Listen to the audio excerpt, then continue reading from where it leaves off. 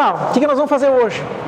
Eu vou só fazer um comentário bem curto sobre o final da última aula, que ficou muito rápido, né? Foi muito atropelado, e aí eu entro na aula 2. Então nós vamos fazer algumas deduções hoje e alguns exemplos de resolução prática, tá? Vou ficar um pouco, não só na teoria, né, mas também um pouco na resolver alguma coisa matemática, tá? Então, só para lembrar vocês, no início do livro, tá? Existem alguns valores de tabela para constantes elásticas equivalentes a alguns sistemas mecânicos. Então isso aqui, obviamente tudo pode ser demonstrado matematicamente, tá? Mas a gente não vai perder tempo fazendo isso, porque obviamente só essa tarefa já é bastante extensa, tá? Então essa tabela, para massas equivalentes e para constantes elásticas equivalentes, vocês têm que ter sempre junto. Muito provavelmente isso vai cair em alguma avaliação de vocês, tá? Então imprimam uma, se quiserem, porque é mais fácil, né? E tenham junto com vocês. Aí, inclusive um ou outro exemplo hoje que eu vou resolver vai envolver isso aqui. Para molas helicoidais, se eu não me engano, e para viga com massa concentrada na ponta, suspensa numa extremidade com massa concentrada na outra ponta. A gente vai resolver isso hoje, tá? Certo? Então aqui, só para lembrar, são os valores que a gente tinha. Esses é só dar uma olhada no livro. Tinha um desafio aqui que eu normalmente costumo passar para os alunos, tá? Dessa vez eu vou resolver junto com vocês no quadro para tornar um pouco mais dinâmica a aula, tá? Geralmente o pessoal demora um pouco para ficar resolvendo, então eu vou acelerar as coisas. Tá. Então a ideia é a seguinte: você tem que provar que uma associação de molas em série, tá? Que a mola equivalente numa associação de molas em série vai equivaler ao que está escrito aqui, ou seja, 1 sobre a constante equivalente é igual à somatória dos inversos das constantes. Essa é uma prova que tem que ser resolvida para quando as associações de molas forem em série, e quando estiverem em paralelo, então é mais simples, né? Aí a constante equivalente de mola é simplesmente a soma das constantes equivalentes de cada mola. Essa representação aqui vale obviamente para quantas vocês quiserem, 2, 3, 4, 5, até n molas, tá? Muito bem, então como é que a gente vai fazer isso aí, tá? Eu vou começar com a demonstração das molas em paralelo porque é um pouco mais simples, tá? Primeira coisa, eu vou ter aqui então, eu vou fazer a demonstração, pessoal, considerando apenas 3 molas, tá? Porque vocês vão observar que o que eu consegui mostrar com 3, evidentemente, você pode aplicar para um número maior de molas, tá? Atendendo ao infinito. Então, vamos considerar que a gente tem 3 aqui, cada uma delas tem a sua constante equivalente, e existe uma força que vai puxar esse sistema para lá, tá? Para testar o que as 3 molas conseguem fazer juntas. Quando essa força é aplicada, vamos considerar que vai surgir um pequeno deslocamento aqui, que eu vou chamar de, pode ser ΔX, tá? Então o que acontece? Primeira coisa, o que eu estou procurando aqui, tá? Eu quero poder escrever essa força, porque o que acontece? Essa força aqui, aplicada nas molas, ela obedece à lei de Hooke, né? Ou seja, eu posso dizer que F igual a KX. Nesse momento eu vou desconsiderar o sinal que normalmente vai colocar aqui, porque a gente vai trabalhar em módulo nesse caso, tá? O que interessa é a associação das molas só. E o que eu quero fazer é que escrever essa força em termos de uma constante equivalente aqui, tá? Bom, o que acontece, ó? Existe alguma coisa que vai aparecer em comum para as 3 molas nesse sistema? O que vocês acham? O mesmo deslocamento, isso é óbvio, né? Porque quando eu puxar esse sistema, ou comprimir, tanto faz, né? Todos eles vão obrigatoriamente experimentar a mesma compressão ou elongação, né? Então eu vou ter o mesmo, vamos dizer que isso aqui seria, por exemplo, um x1, esse aqui teria um x2, esse teria um x3. Então eu vou dizer o seguinte, ó, que x1 tem que ser igual a x2, tem que ser igual a x3, e por fim ainda deve ser igual a x, tá? Ou ΔX no caso. A notação que a gente escolheu foi ΔX, tá? Beleza. O que mais agora então? Eu vou escrever a força que surge em cada uma das molas, tá? Então, por exemplo, a F1, a força na mola 1, bom, deve ser K1 vezes X1. A F2, K2, X2. E a F3, K3, X3. Só que acontece o seguinte, ó, em cada caso, como esses elementos são todos idênticos, eu posso escrever K1 ΔX, K2 ΔX, K3 ΔX, certo? Então vamos botar aqui, ó, isso aqui é mais uma coisa aqui, K1 ΔX, K2 ΔX, e vou colocar um igual aqui, tá? Então, o que eu vou ter agora aqui? Ó? A força, além disso, né? Outra consideração que a gente vai fazer, a força total, que a gente experimenta aqui, ela é aplicada em 3 molas que estão em paralelo. Então, cada uma das molas vai aplicar uma força que somada, a somatória das 3, vai equivaler a total. Então, eu posso dizer que ó, essa força total também é igual a F1 mais F2 mais F3. Tá? Por isso que eu não posso dizer que as forças são iguais, tá? No caso de forças de molas em série, aí sim é o que vai acontecer, né?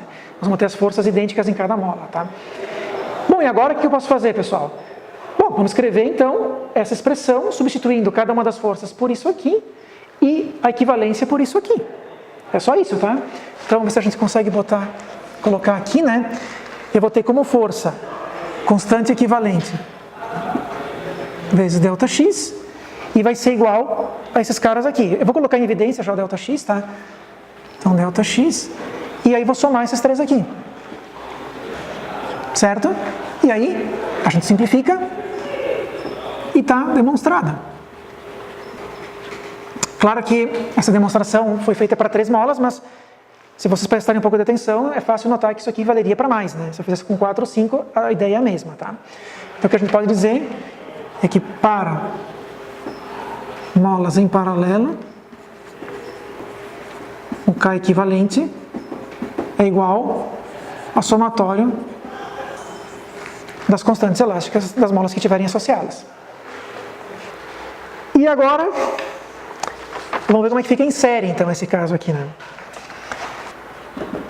Aí nós vamos ter, por exemplo, uma mola presa a outra e onde uma força é aplicada, né? Então, vamos ter uma constante aqui, uma outra constante elástica aqui e a constante elástica 3 aqui, tá? Beleza. O que mais que eu vou ter, né? Bom, um deslocamento, que vai, quando essa força for aplicada, esse sistema, vamos supor que ele vai se estender, ele vai se alongar, né? Então eu vou ter aqui um x1, vou chamar de x1 simplesmente, né? Vou ter aqui um x2 e aqui um x3. É isso aí. E é claro, no total aqui eu vou ter, vou colocar aqui assim, ó. Vou escrever aqui, deslocamento total, eu vou chamar simplesmente de x, tá? Para ter uma notação conveniente. Então, eu vou ter aqui, ó. Primeira coisa, eu estou novamente interessado em escrever essa força que está sendo aplicada aqui como sendo uma constante elástica equivalente vezes a elongação que foi aplicada nela, tá?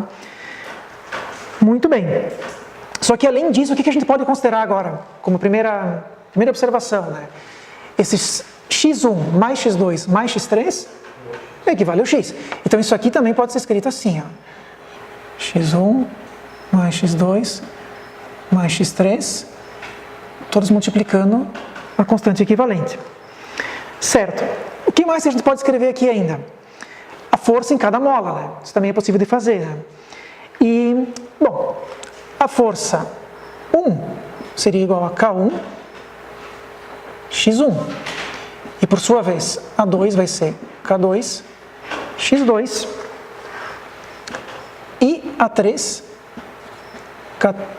K3 x3. Só que como esse sistema está em série, todas as forças são iguais, né? Então tudo isso aqui, ainda por cima, é igual a F, que é por sua vez então igual a K equivalente que multiplica por x. Então o que eu vou fazer agora? Eu vou pegar, todos são iguais, tá? Esse cara é igual a F1 é igual a F2, que é igual a F3, que é igual a constante equivalente vezes x, que seria a força aplicada aqui, tá? Então eu vou pegar para cada caso e vou isolar só os deslocamentos individuais de cada mola, tá? Em função disso aqui, certo? Então como é que fica? Olha só, fazer para um, depois os outros são consequência, né? Eu posso escrever que K1, x1, que é a força 1, é igual a constante equivalente vezes x. Porque, novamente, né, todas as forças são as mesmas aí, né? E daqui eu posso isolar o x1. Ele vai ser constante equivalente sobre o K1 e que multiplica o x.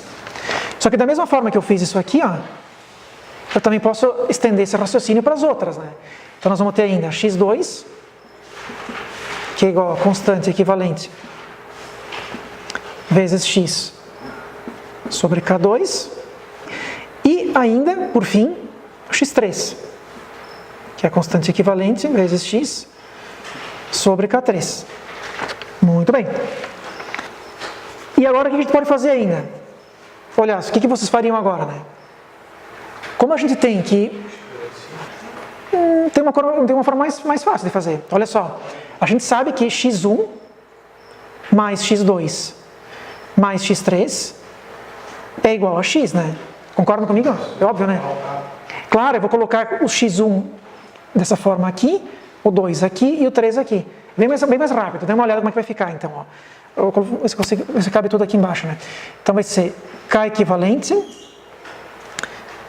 vezes x sobre K1 mais K equivalente vezes x sobre K2 mais K equivalente vezes x sobre K3 e isso é igual a x.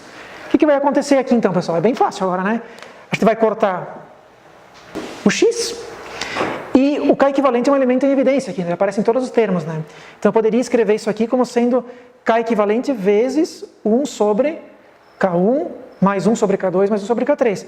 Se eu pego esse termo então aqui e passo ele para o outro lado, o que nós vamos ficar então? Ele vai para baixo, né? Então eu vou ter 1 sobre K1 mais 1 sobre K2 mais 1 sobre K3, que é o que sobra do lado esquerdo, né? Vai ser igual a esse K equivalente, como ele vai para cá, vai ficar invertido. É isso aí então, demonstrado. Então essa é a associação para molas em série. E obviamente isso vale sempre desde que as molas sejam lineares, né? Que obedeçam essas relações que foram utilizadas aqui, né? Na demonstração. Também, assim como no outro caso, né?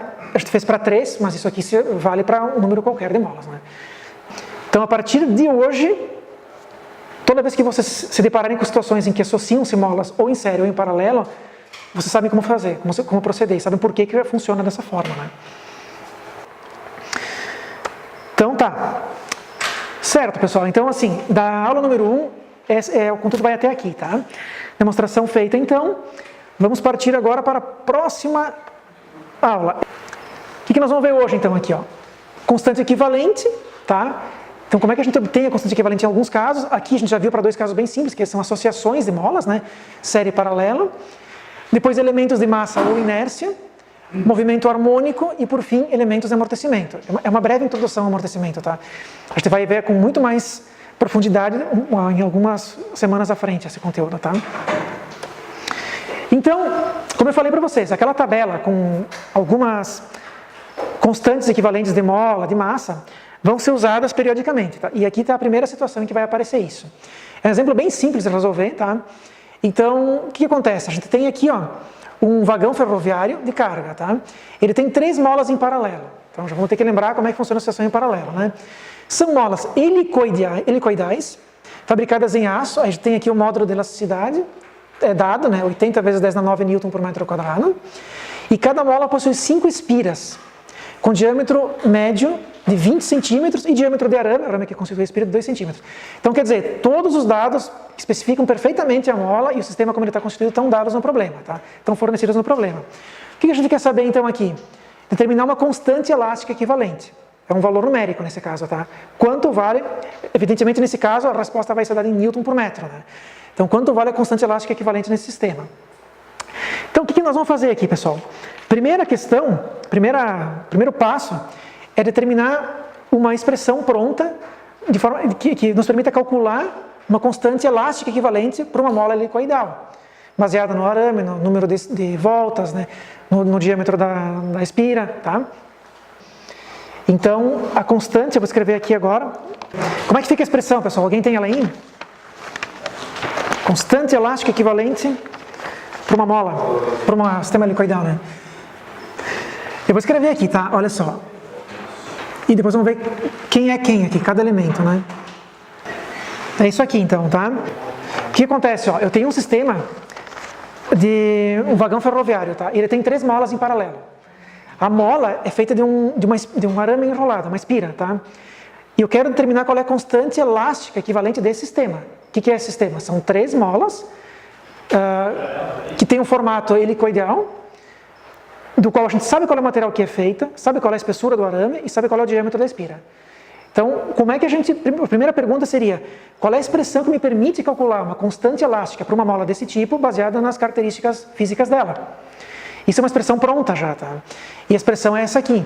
Então, isso só vale para molas com formato helicoidal e cujo qual vocês têm as informações necessárias, que vão ser, primeiro, então, o diâmetro do arame, porque, evidentemente, o diâmetro do arame influi no valor da elasticidade da mola, né?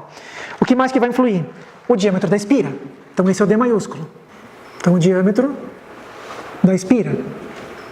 O que será que ainda importa para determinar o quanto macia ou dura vai ser a mola?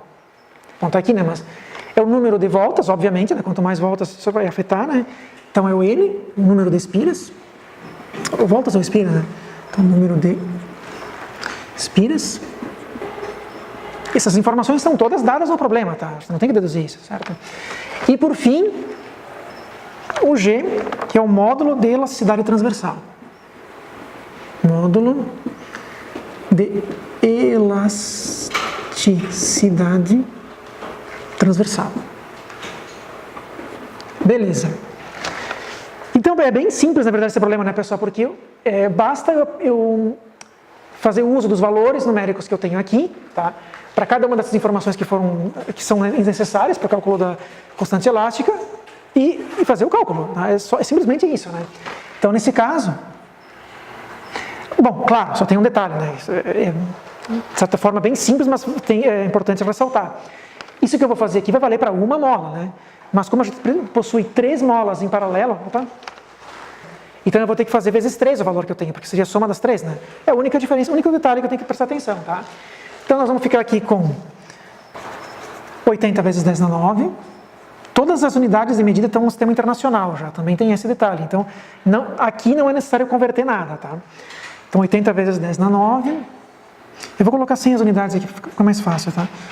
0,02 sobre, são 8 vezes 5 vezes 0,2 ao cubo, e aqui na quarta, né? São as informações. Se vocês fizerem a conta, simplesmente multiplicando o que está aqui, vão encontrar uma constante equivalente no valor de 40.000 newton por metro. O número vai dar 40.000, né? E a unidade, como está tudo no sistema internacional, ela vai cair na unidade do sistema internacional para constante elástica, que é newton por metro, né? Vamos dar o nome de constante equivalente total, que seria a resposta final. Né? Claro. Para uma mola só, tá? Para o sistema total, como elas estão em paralelo, seria a soma de 3 iguais, ou seja, é 3 vezes isso. Agora sim é o total, né? Que vai nos dar então 120.000 newton por metro. Só isso. Bem simples mesmo, né? Esse é o exemplo 1.2 do RAL quarta edição, caso alguém queira depois conferir aí, tá? Então, bem tranquilo, basicamente é pegar uma relação tabelada, tá? Que é aquela que está escrita ali em cima, né? E aplicar ela, nada mais, tá? Nesse caso, nada mais. Aí, como é muito simples, vamos partir para um exemplo um pouco mais elaborado, tá? Então agora a gente quer saber qual é a constante elástica torsional, desculpa, ou seja, ela envolve não movimento de translação, mas sim movimento de rotação, né? De um eixo de hélice feito em aço, que é dado pela figura apresentada aqui. Então não sei se vocês enxergam daí, mas a gente tem todas as dimensões, né? Aqui um cilindro oco, né? Então eu tenho a espessura, a parede, na verdade eu tenho o valor de parede a parede externa, interna também, e ele é composto por 2 partes, né? Uma maior e uma um pouquinho mais estreita. Todas as dimensões são dadas aqui, tá? E o material do qual ele é feito também é dado, é aço. Então a gente vai usar o mesmo valor de constante que foi usado aqui, porque também era aço, né? Tá, o mesmo módulo de elasticidade ali. Tá? Muito bom. Então, agora, o que a gente vai fazer? A gente precisa procurar uma relação, que não vai ser aquela, evidentemente, né? Que envolva constante elástica associada à torção para um eixo oco.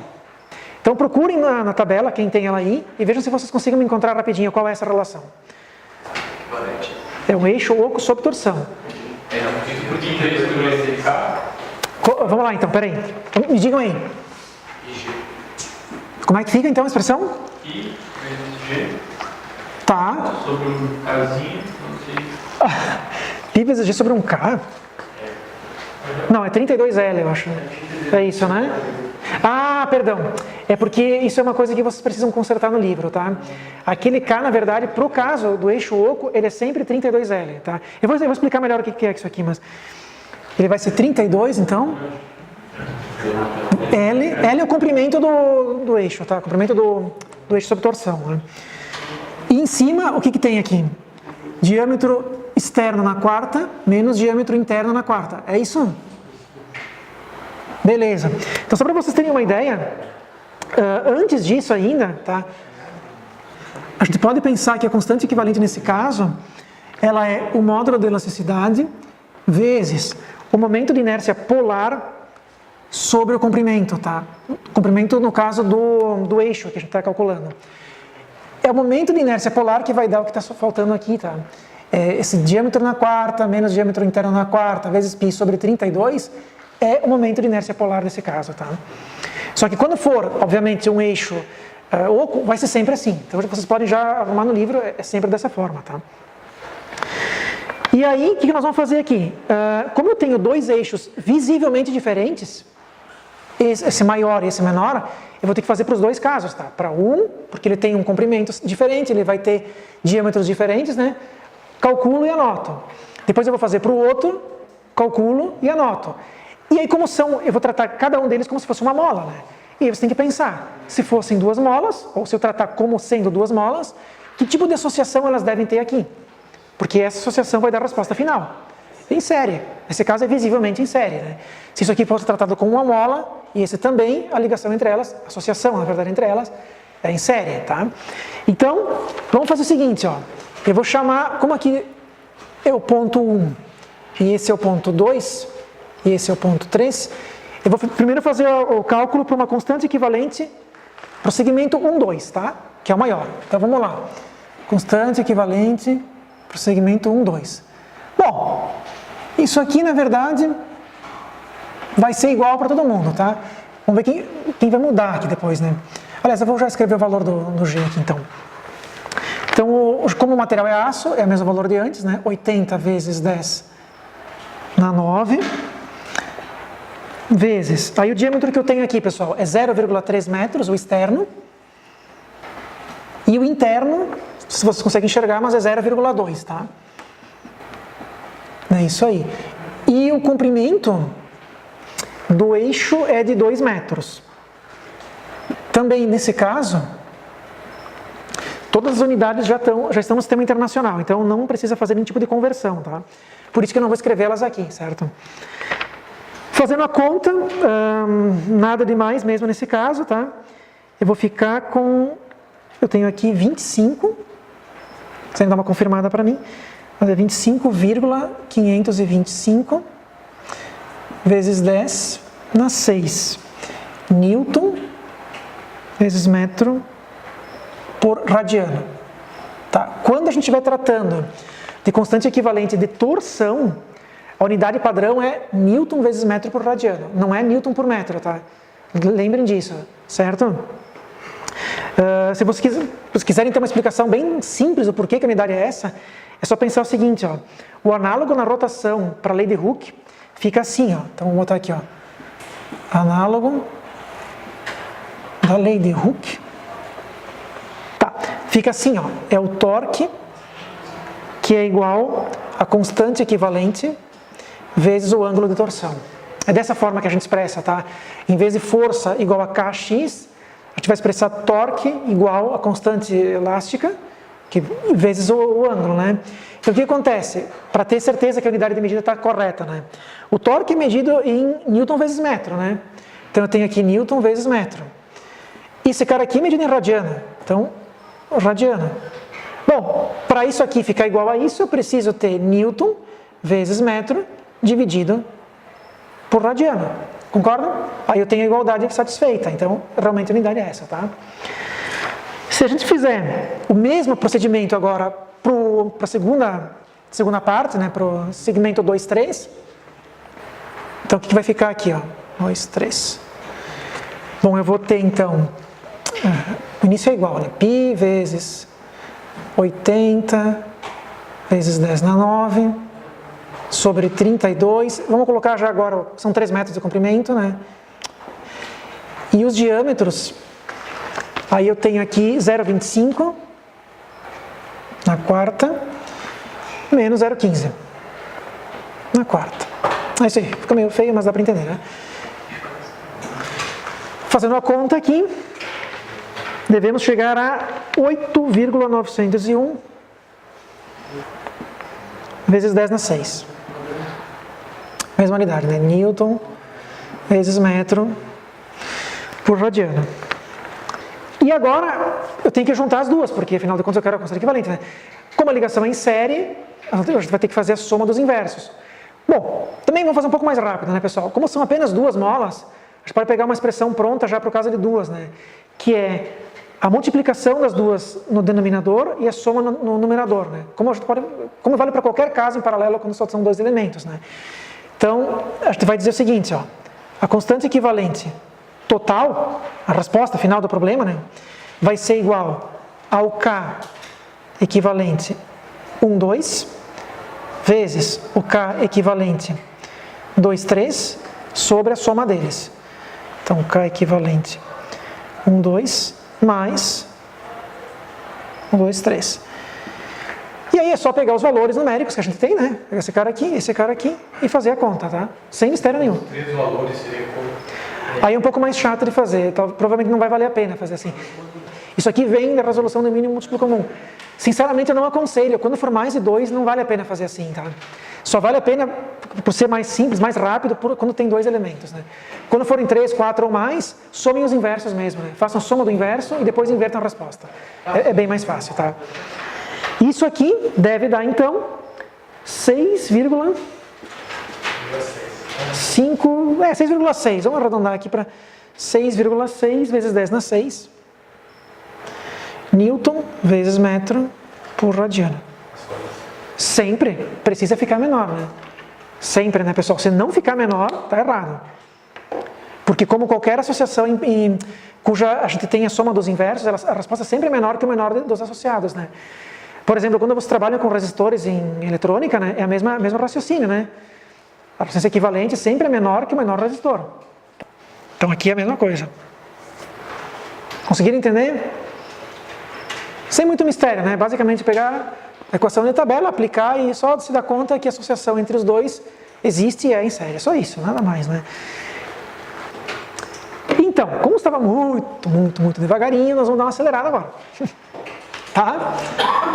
Então agora a gente tem um tambor de içamento.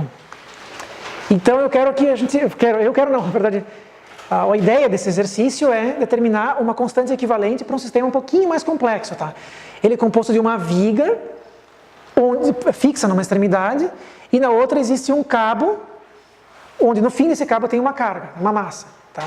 Cujo peso vale o W aqui, né? Tá?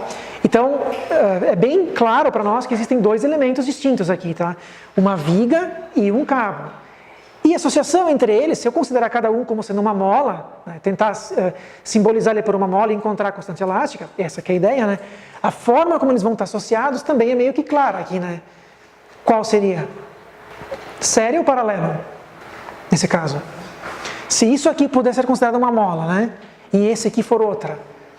Em série também, é a mesma ideia do outro, né? Então nós vamos calcular um, depois vamos calcular o outro e associar os 2 em série, tá? É isso aí. Só a única diferença, assim, em termos de resolução, é que nesse caso é totalmente analítica, tá? Não tem nada de número aqui, né? Então a gente vai escrever as equações e levar as variáveis até o final, tá? Simplificando aquilo que for possível simplificar. Só isso. Então, o que a gente vai fazer agora, pessoal? O que vocês têm que fazer? Como técnica de resolução. Procurem no livro, na tabela de constantes, alguma coisa para uma viga em balanço. Primeira coisa, tá? Porque essa viga que está aqui é uma viga em balanço. A gente vai usar ela, tá? E depois para um cabo, alguma coisa que tenha a força na direção do eixo, né? Então vamos fazer um por vez aqui. Então, a espessura da viga, T. É muito pequenininho, né? Mas é aqui, ó, T. Tá. O comprimento da viga vale B. E a largura, A. Certo? Comprimento da corda, L. Esse é L. E o diâmetro da corda, D. Agora é fácil enxergar todos os valores, né? Beleza, então vamos lá. Vamos me ajudando aí, pessoal. Como é que fica então a expressão para constante elástica equivalente para uma viga em balanço? Pegando da tabela mesmo, tá?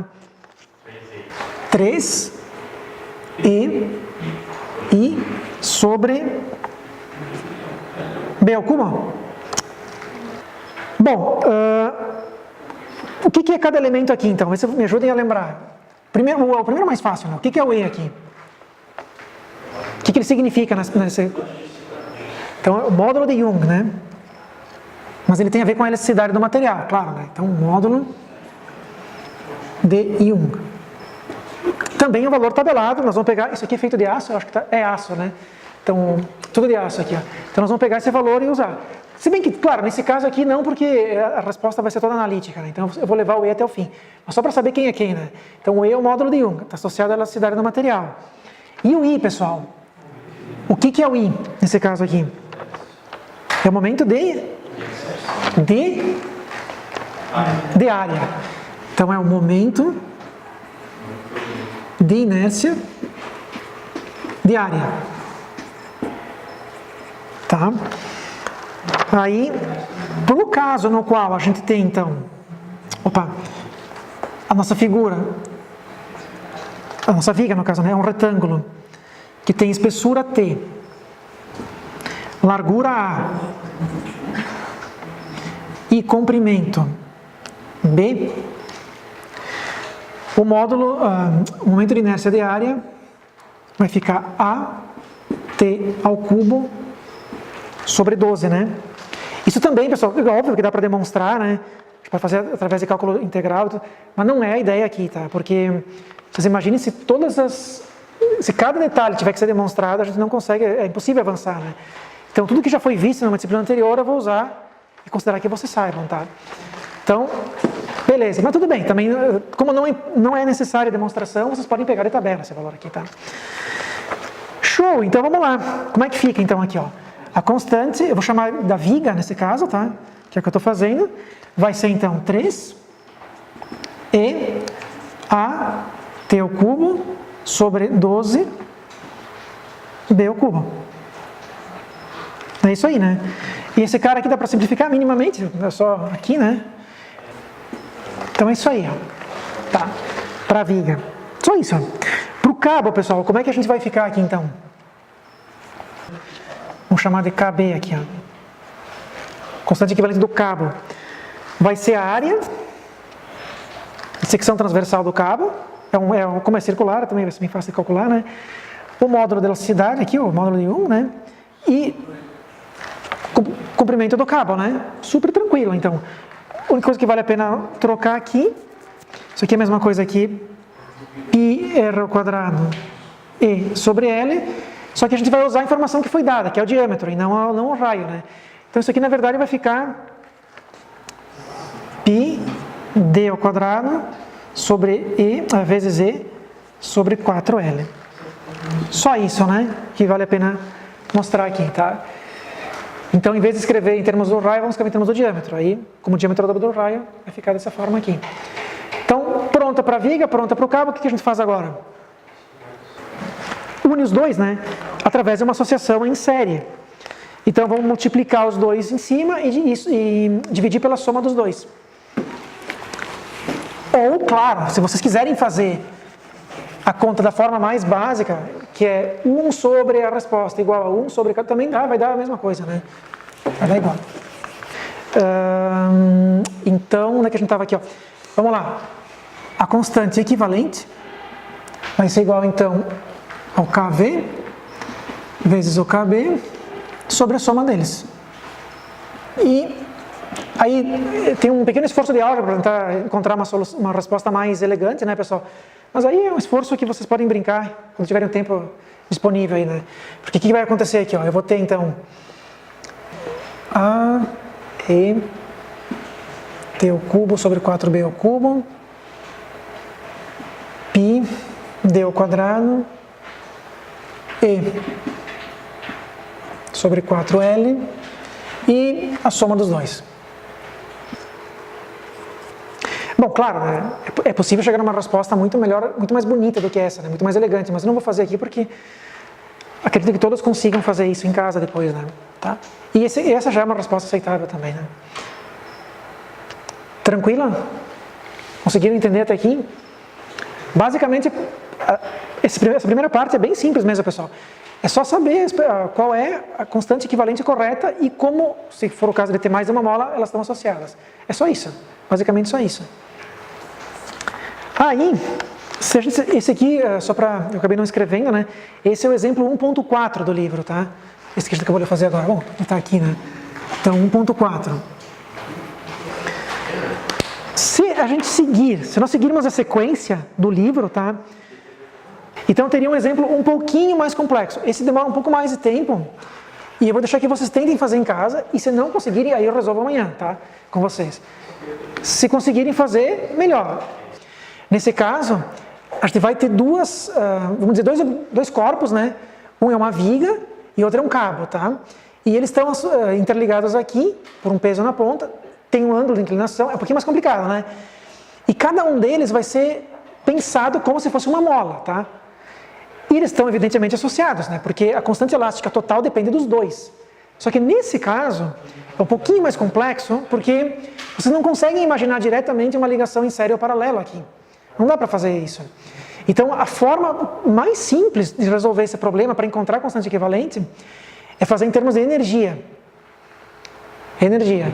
No caso aqui, energia potencial. Vai ser muito mais simples, tá? Então, a técnica usada pelo livro é a seguinte, ó. Vocês vão estar interessados em encontrar... Bom, vamos fazer uma revisão rápida, então. Como é que a gente escreve energia potencial para uma mola qualquer, cujo valor da constante elástica seja K?